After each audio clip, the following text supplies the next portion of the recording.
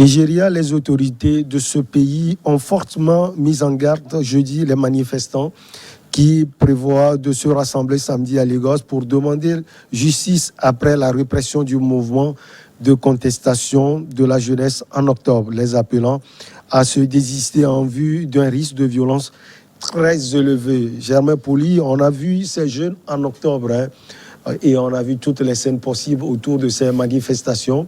Alors samedi, un autre rendez-vous à risque. Oui, il y a de quoi s'inquiéter et les autorités nigérianes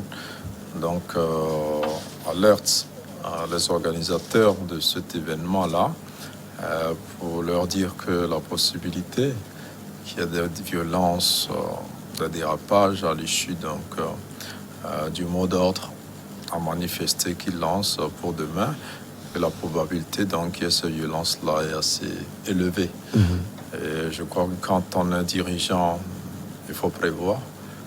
Et le gouvernement fait bien de prévenir les organisateurs sur les risques. Maintenant, est-ce qu'ils peuvent sursoir à la manifestation comme on le leur demande, ou est-ce qu'ils vont s'entêter pour la tenir malgré tous les risques qui sont évoqués par le gouvernement? Et en même temps qu'on prévient, il y a aussi une mise en garde du gouvernement qui dit que la police va réprimer ces manifestations s'il arrivait qu'elles étaient émaillées de violence. Je crois qu'on arrive à une situation assez difficile. Est-ce que ce n'est pas cette répression qui a été à la base de ces violences en octobre déjà? Justement, c'est-à-dire qu'il y a eu ces répressions le 20 octobre, en fait tout le mois d'octobre. Mais le paroxysme a été le 20 octobre, où des manifestations ont attiré sur des manifestants, dans la ville de Lagos, avec une dizaine de morts selon certaines organisations de défense des droits de l'homme. Et depuis le mois d'octobre jusqu'à aujourd'hui, il n'y a pas eu, on n'a pas situé de responsabilité sur ce drame-là qui a eu lieu le 20 octobre. Et ceux qui étaient dans les rues pour demander la dislocation de cette police-là chargée de lutter contre les braquages, les SARS, ceux qui avaient initié ce mouvement-là demandent à ce que justice soit rendue et constituent les responsabilités autour des événements d'octobre 2020. On comprend que le motif de cette marche est normal, il est légitime, il est fondé. Il n'est pas question on baigne dans l'impunité, mais en même temps on regarde tout ce qui s'est passé en octobre avec toutes les violences, parce qu'il n'y a pas eu que les 10 morts qui a eu le 20 octobre. Après ce massacre-là, il y a eu des violences avec des violations massives. Il y a eu des saccages de boutiques, il y a eu des commissariats qui ont été attaqués, et ça a créé encore plus de morts. L'État annonce plus d'une quarantaine de policiers et de gendarmes qui sont morts, et une cinquantaine aussi de civils. Aujourd'hui, là on compte au-delà de 100 morts avec tout ce à quoi on a assisté en octobre. Et face à ce qui s'est passé, est-ce que demain, s'il devait y avoir une manifestation, est-ce qu'elle ne risque pas de dégénérer? Je crois que les autorités craignent le pire et demandent tout simplement l'annulation de ce qui va s'organiser demain. Lorenzo, Germain l'a dit tout à l'heure, on a vu des scènes funestes, on ne peut plus funestes d'ailleurs. Oui, les autorités disent non à cette marche, mais qu'est-ce qui les empêche à pouvoir faire véritablement ce que le peuple demande, c'est-à-dire ces jeunes qui demandent justice? Non, mais je pense que déjà même avant de répondre à cette question, il faut remonter un peu à ce qui a justifié la création de cette unité-là. Voilà. C'est parce qu'il y a eu un problème qui est constaté, et en tant qu'autorité, ils ont senti le besoin à un moment donné de lancer une unité spéciale qui va un peu à la lutte contre on va dire, ce vol, ce banditisme élevé qui est constaté. Et maintenant, à un moment donné, eux aussi, dans leur fonctionnement, ils se sont laissés aller à certaines exactions qui extravagantes, surtout on va dire, à des écarts intolérables qui a suscité l'indignation de la population. En tout cas, à la base, c'était d'une partie de la population qui a voulu que cette unité soit dissoute. L'unité a été dissoute véritablement, sauf que le problème n'a pas été résolu. C'est un peu ce qui se passe quand il y a de ces genres de mouvements.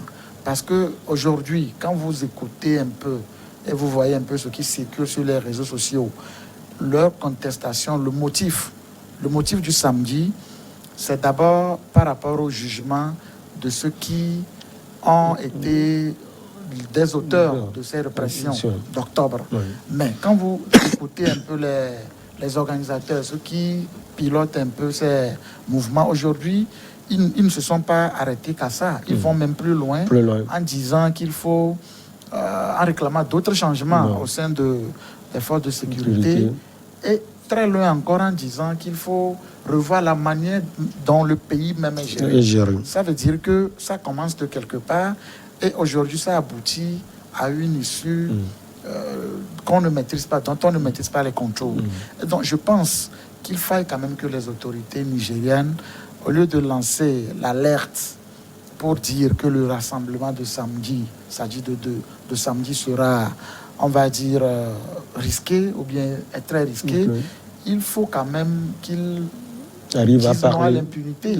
Parce que je ne vois pas qu'est-ce qui coûte aujourd'hui aux autorités nigériennes de mettre ceux qui se sont donnés à ces répressions devant leurs responsabilités.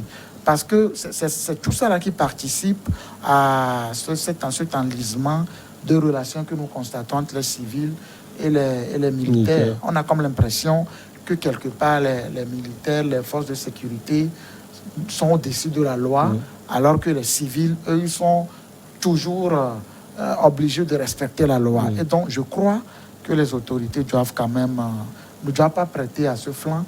Au lieu d'appeler à une annulation pure et simple de ce rassemblement, de ce mouvement-là de samedi, ils doivent quand même trouver les mots justes pour rassurer la population, dire à cette population que les auteurs de ces répressions ne sont pas, par exemple, des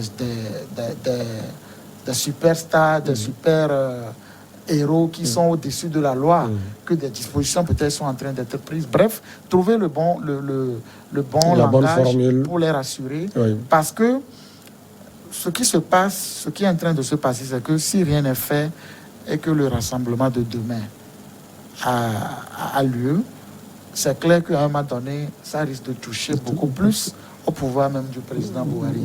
On a vu un peu dans d'autres pays où ça a commencé avec un petit mouvement. Au fini, c'est le pouvoir qui a vacillé. Vous voulez peut-être parler du printemps arabe. Je veux parler du printemps arabe, tu as tout compris. Donc, ça a commencé par quelque chose de très banal, mais après tout, c'est devenu un mouvement national et c'est le pouvoir qui est tombé. Et c'est devenu un printemps qui a pris la plupart des pays. Donc aujourd'hui, quand vous regardez sur les réseaux sociaux, les alertes qui sont lancées, les appels qui sont lancés, les hashtags que les organisateurs et une partie de la population lancent, ça veut dire qu'il y a véritablement péril. Parce que rien qu'à travers les hashtags, les gens se retrouvent, ils arrivent à mobiliser la foule. Et on voit aussi de l'autre côté les stars nigériennes, les stars de la chanson nigériane, les stars du football, les stars du cinéma nigérien, qui se rallient aussi à ce mouvement. Ça veut dire que le problème est entre guillemets en train de dépasser les bornes. Et je pense que les autorités nigériennes n'ont plus le droit à l'erreur. Ils n'ont plus le droit de prendre la chose à la légère. Mais il faut prendre le taureau par les cornes et éviter vraiment que cette situation n'aille loin. Comme Lorenzo l'a dit, l'impunité est enracinée, il faut le préciser, au Nigeria. Ces mouvements ne risquent pas, clopin-clopin, d'emporter le pouvoir du président Buhari.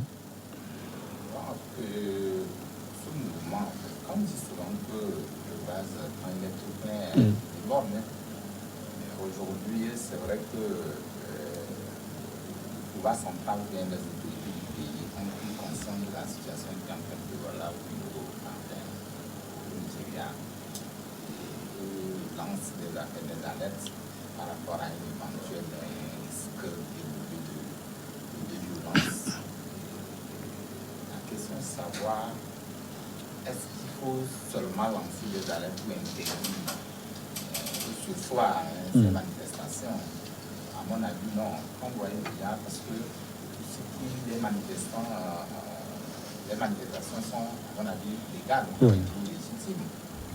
Parce que les défenseurs des droits de l'homme, les organisations de défense des droits de l'homme ont connu qu'il y a eu trop des actions autour de ce qui s'est passé en octobre qui ne doit pas rester impuni. Il faut aussi, à mon avis, on doit connaître quand même les auteurs.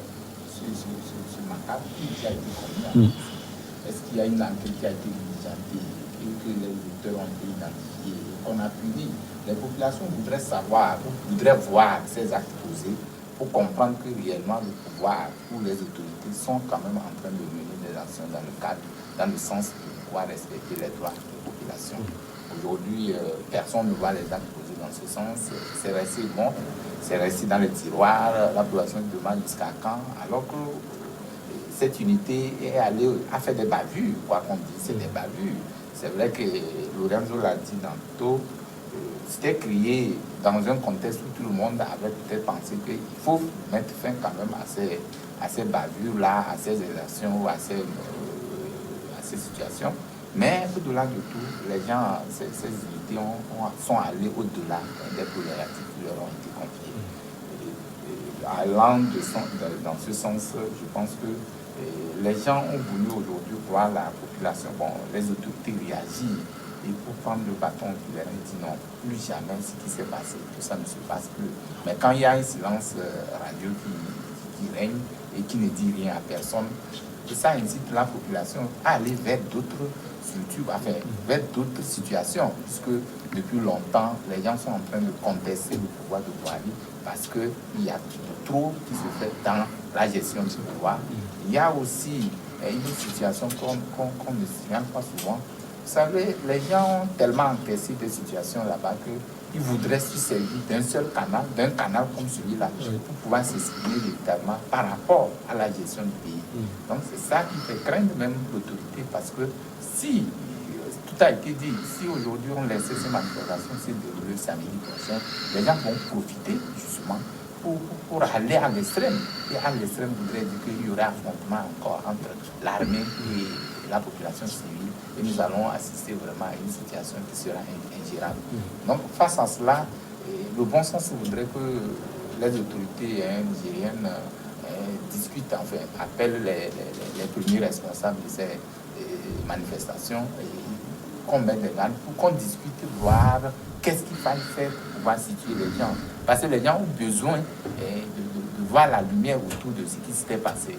Et si on ne fait rien pour peut-être donner des couleurs qui puissent donner quand même, comment appelle-t-on, une certaine façon de croire à ce qui est fait. Je crois que ça puisse d'enliser ce qui est en train qu'on est en train d'assister. Là, vraiment, l'autorité doit quand même comprendre qu'il y a la nécessité d'appeler les acteurs et de discuter véritablement de ce qui s'est passé et de voir s'il faut avoir une lumière sur tous les crimes qui ont été commis. Parce que même si c'est un monde de trop. Donc il va falloir véritablement qu'on n'assiste plus à ces bavures-là, que les forces de l'ordre, de défense ou de sécurité ne soient pas des suprahommes, que c'est des personnes qu'on peut intouchables. Je pense que non et non, parce que l'homme a ses droits, également ses devoirs. Nous avons intérêt à aller dans le sens où chacun doit quand même s'exprimer dans la liberté qu'il voudra. Avant de retrouver Germain, oui, il y a un aspect aussi qui me fait craindre un peu le pire dans ce pays, parce que vous savez, quand vous prenez les Nigériens de façon générale, c'est une population, on va dire, un peu dangereuse, surexcitée. les Nigériens ne sont pas comparés, par exemple, avec les Togolais ou avec les Béninois. Vous voyez, déjà, même quand vous allez dans ce pays, la criminalité a son comble. C'est un pays dans lequel, en tout cas, on n'est pas... Il y a tout dans ce pays. Ça dit tout est à l'extrême. Et c'est un pays aussi dans lequel les armes circulent énormément. Les armes circulent énormément au Nigeria. Tout peut arriver à tout moment. Et il y a des gangs dans ce pays. Beaucoup de gangs qui opèrent pour des personnalités dans le pays. Et quand vous avez un pays dans lequel les armes circulent, dans lequel il y a un foisonnement de gangs qui détiennent des armes que des fois même l'armée régulière n'en a pas, je crois qu'il faut quand même qu'en tant qu'autorité, prendre le taureau encore une fois par les cornes. Sinon, c'est le pays, c'est le pouvoir du président Buhari qui est peut-être en train d'être visé très loin. Voilà. Germain, les jeunes demandent encore plus. Ils parlent de la justice, de la gestion tous azimuts des affaires de l'État. Pour vous, le fossé est aujourd'hui creusé entre le pouvoir et puis cette jeunesse désœuvrée, si on peut le dire, du Nigeria. Oui, je crois que le Nigeria se caractérise non seulement par le chômage important des jeunes qui ont eu à manifester plusieurs fois pour demander de meilleures conditions de vie, mais pas l'extrême pauvreté. Aujourd'hui, le pays compte environ 80 millions de gens qui vivent dans l'extrême pauvreté, même pas dans la pauvreté, mais dans l'extrême pauvreté. Il y a quelques années, c'était l'Inde qui comptait le plus grand nombre de très pauvres au monde. Aujourd'hui, c'est le Nigeria. Et au même moment qu'on dit que les plus pauvres du monde sont au Nigeria, on a aussi l'homme le plus riche d'Afrique, qui est au Nigeria. Pour la plupart au Nigeria. Plusieurs milliardaires nigérians. Ouais. Donc il y a un grand fossé dans un pays qui a été pendant longtemps la première puissance en Afrique, qui est très riche de son or noir. Mais il n'y a que tout cette monde-là n'est pas bien géré. Et aujourd'hui, quoi qu'on dise, le Nigeria n'est pas un pays démocratique. Et quand on prend les dernières élections, la dernière présidentielle remportée par Buhari, on sait dans quelles conditions il a organisé cette élection. Il a fait un report à la dernière minute, il a démobilisé les électeurs, il a proclamé les résultats finalement dans des circonstances assez contestables. Et n'empêche que c'est un civil aujourd'hui, mais il reste toujours un général. Et c'est un pays qui a été toujours dirigé par des militaires. Quoi qu'on dise, quand on prend le Nigeria depuis les indépendances, il y avait plusieurs généraux qui se sont succédés, plusieurs sont encore vivants. Aujourd'hui, donc, l'armée est très présente dans la vie publique. Et même en octobre, l'armée avait décidé de réagir si la gendarmerie et la police n'arrivaient pas à contrôler la situation.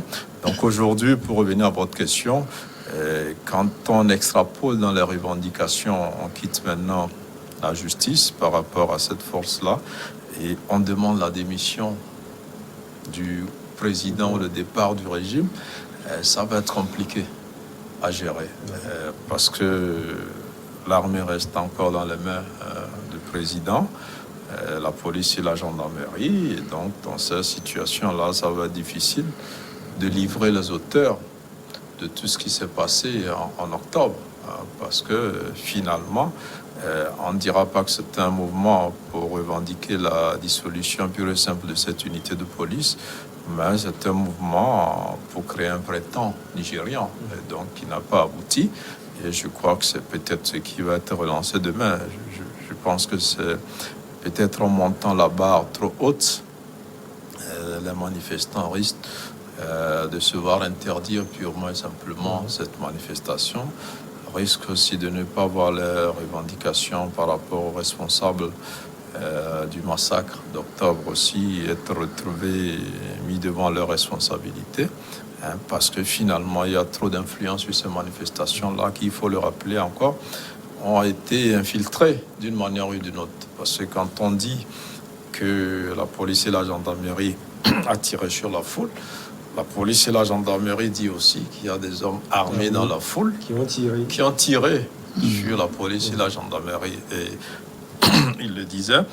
Et c'est ce que Lorenzo disait. Voilà, les civils sont armés dans ce pays-là.